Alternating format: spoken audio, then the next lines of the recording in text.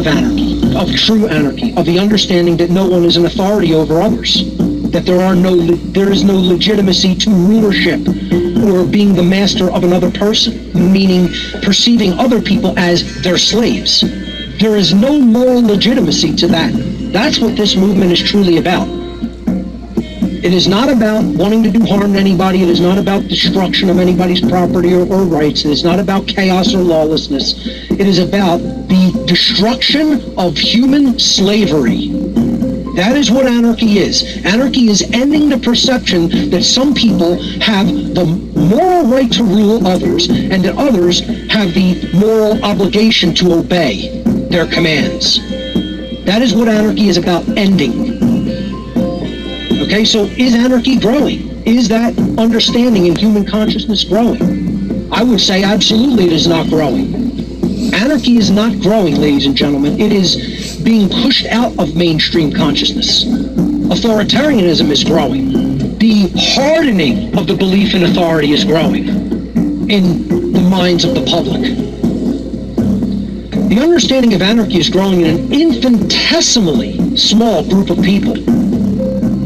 A handful, comparatively, to the total amount of people in the human population. On the other hand, authoritarianism is growing rapidly. People are cheering on the draconian authoritarian measures that are being enacted by governments worldwide during this globally engineered, socially engineered, perceived crisis. That if people weren't so brainwashed by the mainstream media, they wouldn't even notice anything different is occurring in human society. And that's the problem, folks. We're dealing with television heads. We're dealing with mainstream media watching ignoramuses that don't even understand how ignorant they are. And this community is failing at their job in educating the mass public. And it shows me how little people understand what the real work is to do. And that is to reach people who have bought into the mind control of the mainstream media and change their minds, help them to change their minds. And yes, that is an unbelievably massive effort, but can it be done? Yes, it can be done if enough people make it their charge to do it. And sadly, not enough people have made that their life's work. They're still too concerned over their own situation and trying to protect what they believe they have.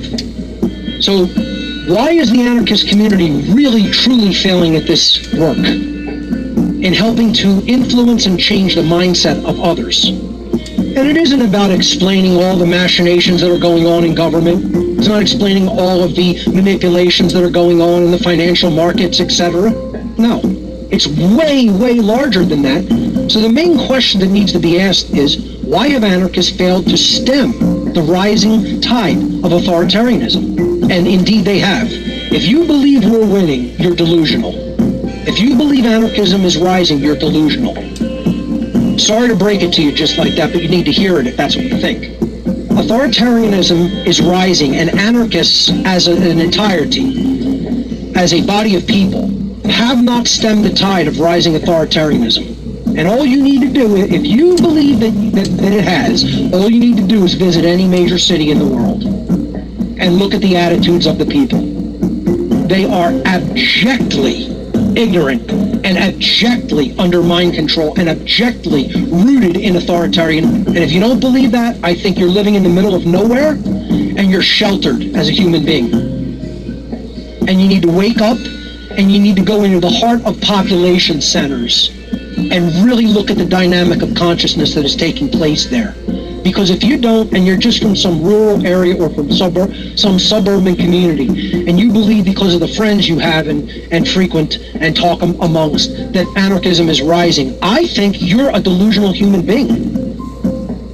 And you don't understand the real dynamic that's taking place in the world. To understand how affecting in a negative way the mind works and how that's so important and how we should never underestimate the ability of social engineering and the social engineers who conduct it, and how we should never treat it lightly such that we think, oh, somebody else's ignorance isn't my responsibility. Yes, it is. That affects you. That affects me.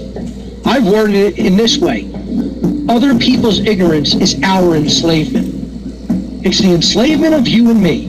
So if you don't want you and I enslaved, okay, you better worry about other people's wrong ideas, and you better work to change them. That is our responsibility collectively, as a community and as a species. The mind is what ultimately directs and manifests all change in our environment, for better or worse. Whoever is directing what is going on in the mind is also engineering the change in our society. So once again, folks, are we directing that change of the mind toward the truth and toward real principles and toward real positive change? Or is someone else externally affecting our minds and doing that, and therefore steering society in the way they want it to manifest? I think the answer should be clear to people who are paying attention, but sometimes I'm not really so sure that this community is. I think they don't really believe that mind control goes on. Many of them are not familiar with occult principles because they see the word occult the way others see anarchy.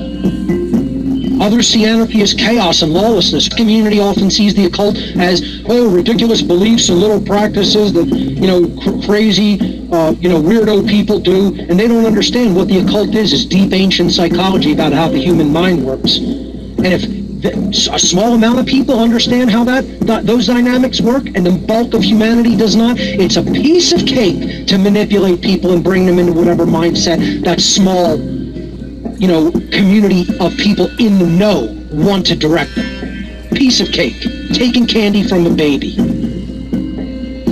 So the question that this community really needs to be asking is, whose hands are these? That's the question that you guys need to ask and learn. It's not just the international bankers. Most of you think that that's who it is. It's not the politicians, and it's not the bankers behind a lot of the political machinations. It goes way deeper than that, and you need to understand it. You need to understand that it's an occult priest class. Moral relativism is the ideology that objective morality does not exist inherently in nature, and that right and wrong are merely subjective constructs which human beings may invent and arbitrate according to time, location, circumstance, or preference. Right and wrong are whatever we as human beings say they are. And let me tell you something, folks, this is the basis of all of man's law, which anarchists say that they do not want to live under. That's why something could be a right in one area and a wrong in another. Moral relativism brings that dynamic of the violence of man's law into being. And then when you talk to people in the anarchist community, many of them will say, I don't believe in objective right and wrong. It's a subjective thing. No, it's a belief that it's subjective. So that's the actual definition of moral relativism. And if you agree with this ideology, you are the enemy of freedom. Let me just restate that unequivocally. Blanket statement. Every single human being that believes and agrees with the ideology that objective morality doesn't exist in nature and that right or wrong are subjective constructs that mankind can make up, you are the enemy of freedom. You are the kind of person that is putting humanity into enslavement. Absolutely, definitively true. They say this is for us to know so we can manipulate them, like I said, like taking candy from a baby. And that's exactly what they're doing. It's not even a contest. They can manipulate the situation at will because the population is ignorant of natural law. Natural law is a set of universal, inherent, objective, non-man-made, eternal, and immutable conditions which govern the consequences of the behaviors of beings with the capacity for understanding the difference between harmful and non-harmful behavior. That means it applies to human beings and those of higher level consciousness than human beings. It does not apply to species that are of lower cognitive ability to understand the difference between right and wrong than human beings. Natural law is consequential law, governing dynamics of behavior that apply to human beings and higher levels of consciousness.